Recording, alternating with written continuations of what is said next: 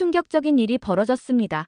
한국 고속도로 휴게소를 촬영 온 미국의 촬영 스태프들이 어이가 없는 듯 넋을 놓고 바라보고 있는데요. 같이 취재를 온 한국인 스태프들의 행동을 보고 말을 하지 못하고 있습니다. 미국에서 촬영 온 스태프들은 이래서 한국의 고속도로 휴게소가 세계 최고라고 하고 있는데요. 어떤 모습을 보고 넋이 나갔는지 오늘의 사연 시작하겠습니다. 시작 전 구독 버튼 꼭 눌러주세요. 안녕하세요. 저는 미국에서 다큐멘터리를 제작하는 회사를 다니고 있는 29살 제시카입니다. 저는 어린 시절부터 영상을 제작하는데 관심이 있어서 부모님에게 생일 선물로 항상 카메라를 받고 싶다고 항상 말했어요. 저의 눈에는 TV에 나오는 장면이 너무 신기하면서 저렇게 촬영을 하고 제작을 하는 곳에서 나중에 일하고 싶다고 항상 생각하고 있었어요. 그래서 저는 대학교를 방송학과로 진학을 했고 제가 너무 좋아했던 관심 있던 분야라서 열심히 공부해서 항상 장학금을 받고 다녔고 우수한 성적으로 학교를 졸업하게 되었습니다. 수석으로 대학을 졸업하게 되었던 저는 좋은 기회가 찾아왔습니다. 바로 미국의 한 방송사에서 스카우트 제의가 왔던 거예요. 제가 대학 입학했을 때부터 원했던 방송사라서 뒤도 안 돌아보고 입사하기로 결정했습니다. 저는 회사 취업 후 자동차, 즉 미국에서의 이동수단에 대해서 취재를 하고 일하는 팀으로 배정되었습니다. 저도 자동차를 좋아해서 직접 운전을 하며 출퇴근을 하고 그만큼 저에게 없어서는 안 될 존재였고 그래서 제가 배정되었던 팀에서 근무하는 게 정말 저에게는 운이 좋고 꿈만 같았습니다. 그리고 어느 날 저희 방송사에서 환경을 주제로 다큐멘터리를 제작하는 팀과 같은 프로젝트를 추진하게 되었습니다. 자동차와 연관지어서 환경을 가지고 다큐멘터리로 제작하는 것이었는데요. 자동차가 앞으로의 환경에 있어서 인간에게 어떤 미래를 가져다 줄지 궁금했던 저 역시 정말 흥미로웠습니다. 저는 당연 자동차를 환경과 생각하면 전기차 쪽으로 알아보아야 한다고 생각했고 미국에는 당연 테슬라가 있었어요. 친환경을 생각하면 당연 전기차이고 배출가스를 발생시키지 않기 때문에 더할 나위 없다고 생각했어요. 그리고 전기차 하면 떠오르는 게 테슬라이고 테슬라의 브랜드 파워는 당연 전 세계 1등이 아니겠습니까? 아니면 다르게 생각한다면 내연기관의 고장인 유럽 쪽을 생각을 했어요. 하지만 저의 생각과 다르게 회사에서는 한국을 취재하라고 지시가 내려왔어요. 그 순간 머릿속이 복잡해졌어요. 한국에 가서 뭘 취재하고 배울 수 있는 점이 있을까 싶었습니다. 같은 프로젝트를 하게 된 팀원들은 한국이 요즘 친환경 기술 분야에서 주목을 받고 있다며 흥미롭게 생각을 했지만 저는 반대로 생각했습니다. 솔직히 한국은 인구 밀집도가 너무 높아서 항상 교통체증이 심각한 나라이고 현대자동차그룹에서 전기차를 생산해서 전기차의 보급이 빠르게 늘고 있긴 하지만 미국은 전기차만 판매를 하는 테슬라가 있었고 이를 비교하기에는 아니다라는 생각이 들었고 미국은 땅이 넓어서 도로부터 환경이 다르다고 생각했던 저는 의구심이 들었어요. 그리고 전기차가 늘어난다고 해서 도심의 교통 혼잡이 줄어드는 것도 아니고 아무리 한국이 기술적으로 많이 발전했다고 했지만 이미 차량이 많이 늘려 있고 특히 서울이나 대도시들은 심각한 교통체증을 앓고 있는데 무엇을 취재해야 하는지 머리가 지끈했어요. 아무리 스마트한 교통 시스템이 있어도 차들이 밀리는 교통체증이 있다면 무슨 의미가 있을까 걱정이 되었습니다. 그리고 저의 생각에는 한국의 현실이 언론을 통해서 많이 과장되었을 거라고 생각을 했습니다. 하지만 다른 스태프들의 생각은 저와 달랐어요. 한국은 전기차 인프라를 늘리기 위해서 정부에서 정책을 펼치고 있기 때문에 취재를 할 이유가 충분하다고 했어요. 솔직히 저는 속으로는 반대를 했어요. 아무리 한국이 선진국에 들어서고 한강의 기적을 일으킨 국가라고 하지만 천조국인 미국을 넘어설 것은 없다고 생각을 했거든요. 하지만 뭐 한국을 방문한다고 나쁜 것은 없었기에 좋은 마음으로 방문해보자고 마음을 먹었습니다.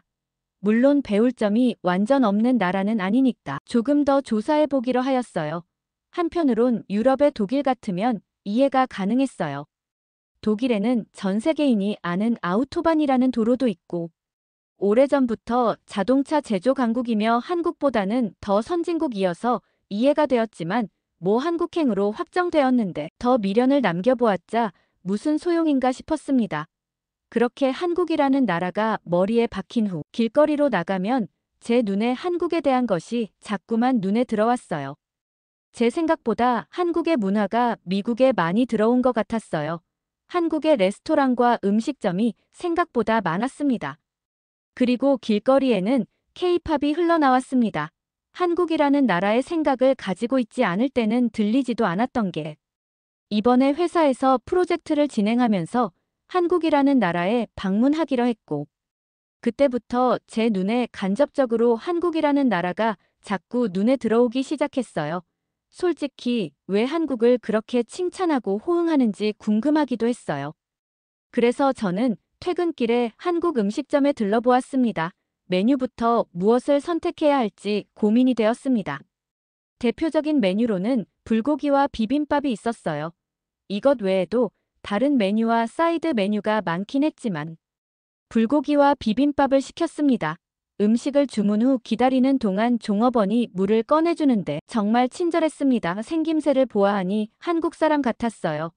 그리고 음식 냄새가 제 코 주변을 맴돌며 맛있는 냄새를 자꾸 풍겼습니다. 얼마나 고소한 냄새인지 아직도 생각이 났습니다.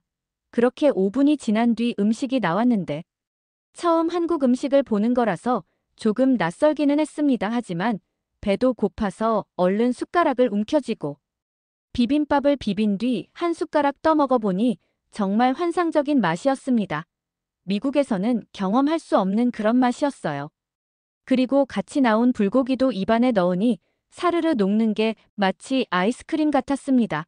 정말 최고의 맛이었어요. 저는 그렇게 비빔밥과 불고기를 정말 순식간에 먹어치웠습니다. 너무 맛있게 먹어서 기분이 좋아졌고 친절하게 안내해준 종업원한테 감사의 인사를 건네며 계산을 하고 나왔습니다. 집으로 돌아가는 길에 이제는 한국이 점점 더 궁금해지기 시작했어요. 회사에서 있었던 마음은 싹 사라지며 빨리 한국에 방문하고 싶었습니다. 한국이 궁금해진 저는 집에 가서 한국을 검색해 보기로 하였습니다. 어차피 회사에 업무차 방문하는데 일 욕심이 있었던 저는 뒤처지기 싫었기 때문이에요. 그렇게 집에 도착해서 방에 들어와 책상 위에 노트북 앞에 앉아 취재 계획을 정리하고 한국에서 만나서 인터뷰해야 할 사람들을 체크하며 일정표를 확인했어요. 그리고 한국에 대해서 조금 더 검색을 해보니 회사에서 직원들이 그토록 한국을 방문하고 싶었는지 조금은 이해가 되었습니다. 한국도 미국과 독일 등 다른 선진국들처럼 친환경 자동차에 대해서 정부 주도하에 엄청 노력을 하고 자동차 기업들 또한 친환경 트렌드에 맞게 힘을 쓰는 게 보였거든요. 기대를 안고 얼른 한국으로 가고 싶어졌습니다. 며칠 뒤 한국으로 향하는 비행기를 탔습니다. 비행기를 타고 오랜 시간 걸리지만 그 순간이 너무 설레어 비행시간이 너무 길게만 느껴졌습니다. 그렇게 비행기가 인천국제공항 활주로에 내리는 순간 기분이 너무 좋아졌습니다. 그렇게 기다리던 한국에 도착했는 저는 기분이 좋을 수밖에 없었어요. 기내 방송이 나오고 승객들은 자리에 일어나 짐을 챙기며 천천히 입국장을 향해 걸어갔습니다. 그런데 공항은 생각보다 조용하면서 질서를 지키며 입국 심사대로 향했고 사람들이 많기는 했지만 소란스럽거나 혼잡하지도 않았습니다. 그런데 입국 심사대로 다가서면서 순간 놀랐어요. 보통의 공항에는 줄이 길게 늘어져 있고 입국 심사관 앞에서 여권을 확인하고 얼굴을 확인하는 게 일반적인 공항이지만 여기서는 달랐습니다. 사람들이 줄을 서서 키오스크 앞에 기다리고 있었어요. 그렇게 지문을 확인하고 얼굴을 카메라를 향해 시선을 바라보면 카메라가 사람 얼굴을 인식해서 입국 절차가 진행되는 게 저희 회사 스태프들과 저는 당황했습니다. 이런 시스템은 미국의 대형 공항에서도 보기 힘들었거든요. 솔직히 이런 시스템은 미국이 생겨도 먼저 생기는 게 맞다고 생각했는데 한국에서 이런 좋은 시스템이 먼저 생겨서 이용을 하고 있으니 충격적이었습니다. 그리고 입국 심사 시간도 미국 공항보다 엄청 빠르고 효율적이었어요. 그리고 나오면서도 충격적인 일이 발생했습니다. 공항 내부 곳곳에서 움직이고 있던 게 바로 로봇이었어요. 둥그런 형태의 로봇이 공항 곳곳을 돌아다니며 사람들에게 길 안내를 해주는 AI 인공지능 로봇이었어요. 같이 동행했던 스태프가 궁금해서 영어로 질문을 해보았는데 바로 영어로 대답하는 게 놀라움을 감출 수가 없었습니다. 이렇게 똑똑한 AI 로봇은 저도 그렇고 스태프들도 처음이라고 말했거든요. 미국에서도 AI 기술이 발전하고 있지만 이런 공공시설에서 편리하게 사용되는 사례는 잘 없었거든요. 그리고 또 다른 스태프가 천장을 보라고 말하더니 그것은 바로 공항 천장에 깔려있는 태양광 패널이었습니다.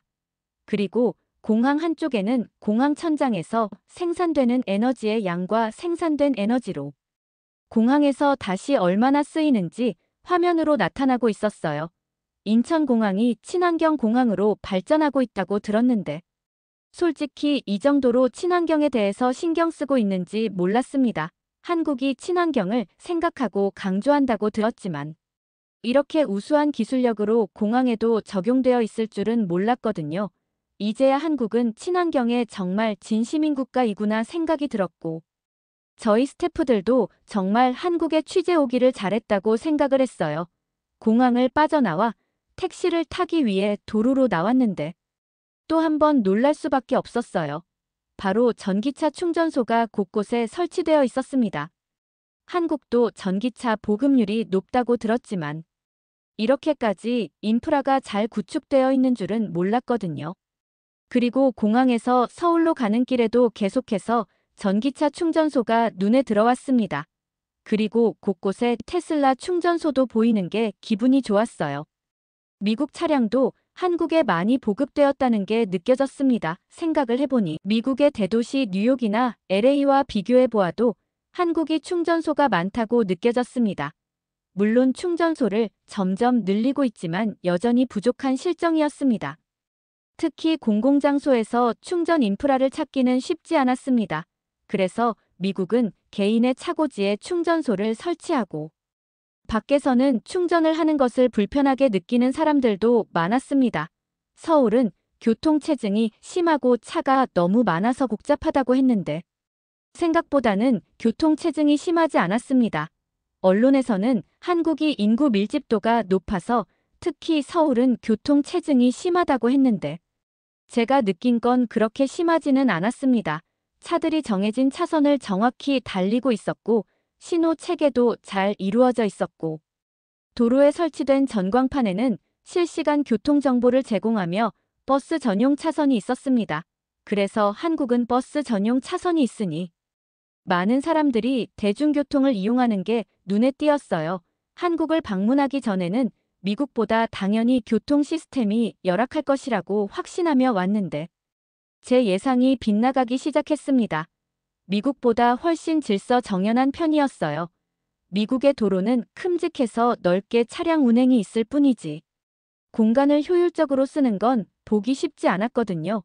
그렇게 저희 팀들은 숙소에 도착했고 내일 있을 취재를 위해서 휴식을 취하기로 했습니다. 호텔에서 짐을 풀고 휴식을 취하는데 이번 프로젝트를 맡은 감독님께서 회의를 잠깐 하자고 하였어요. 호텔에서는 비즈니스룸을 제공해 주어서 회의를 하는데 정말 안성맞춤이었어요. 내일 한국의 도로교통공사를 방문하기로 했다며 오전 일찍부터 움직일 거니 각자 맡은 바 잘해달라는 당부였습니다. 그렇게 다음날 일정을 체크를 하고 긴장과 설레임으로 잠에 들었습니다. 다음날 아침부터 저는 일찍 눈을 떠서 취재 준비를 했습니다. 한국의 도로교통공사에서 저희 숙소로 직원이 마중을 왔습니다. 그는 깔끔한 정장을 입고 있었고 첫인상도 너무 좋았고 저희 팀을 교통공사본사로 안내하기 시작했습니다. 차량에 탑승해서 먼저 내비게이션을 설명해 주었습니다. 요즘 어느 나라를 가도 내비게이션이 다 있는데 별것 아니라 생각했지만 조금 더 있다 보니 차량을 운행 중에 내비게이션은 저희 팀을 놀라게 했습니다. 실시간 교통량과 목적지까지의 여러 경로와 어느 길이 가장 빠른지 등 톨게이트 비용까지 아주 상세히 나오고 있었습니다. 그리고 주행 중 증강현실 내비게이션이라고 카메라가 도로를 비추어서 화면에 나타내며 가상의 화살표를 표시해 주어서 정말 운전하는데 편리하게 느껴졌습니다. 솔직히 속으로는 정말 놀랐어요.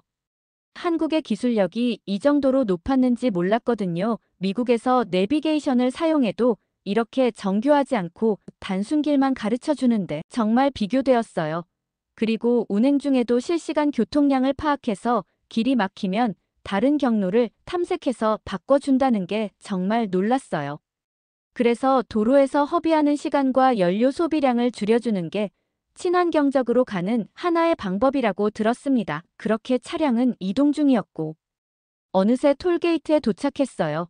미국에서는 당연히 멈추고 통행표를 받아가는데 차량이 속도를 줄이지 않고 그냥 통과하길래 또 어리둥절했습니다.